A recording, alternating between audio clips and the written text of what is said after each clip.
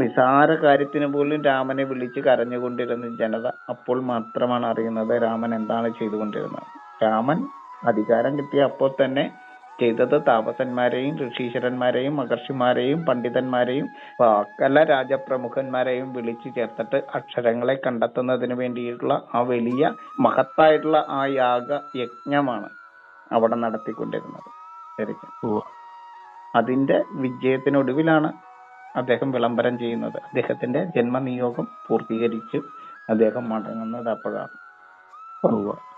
ആ സമയത്താണ് മരിക്കരുതെന്ന് പ്രജാലോകം കരഞ്ഞു പറയുമ്പോഴാണ് അദ്ദേഹം പറയുന്നത്, എന്നെയല്ല പൂജിക്കേണ്ടത്, എനിക്ക് ഈ വൈഭവത്തെ ഏകിയ നമുക്കെല്ലാം ജീവനാംശമേകുന്ന ഈ മഹാവൃക്ഷ പ്രകൃതിയെയാണ് നിങ്ങൾ നമസ്കരിക്കേണ്ടത്. എനിക്ക് കൊടുക്കാനുള്ള മുഴുവൻ പൂജകളും മുഴുവൻ ആരാധനയും ഈ വൃക്ഷലോകത്തിന്, ഈ മഹാവൈഷ്ണവ ശക്തിക്ക് കൊടുക്കൂ. ഞാനും സീതയുമെല്ലാം ആ മഹാവൈഷ്ണവ ശക്തിയുടെ മഹാവൈഭവത്തിൽ നിന്നാണ് ലക്ഷ്മി. ആ എന്നെ ലക്ഷീകരിപ്പിച്ച ആദ്യത്തെ ലക്ഷ്മിയാണ് സീത. ആ ലക്ഷ്മിയെ, സീതയോട് സ്നേഹമുള്ളവര് ആ സത്യലോകത്തെ പരിപാലിക്കൂ. ഈ മഹാവൈഷ്ണവ ശക്തിയുടെ അവതാരം മാത്രമാണ് ഞാൻ. എന്റെ ജ്ഞാനവും എന്റെ ആരോഗ്യവും എന്റെ ആയുസ്സും സർവ സമ്പത്തും എല്ലാം ഈ സത്യലോകം നൽകിയതാണ്.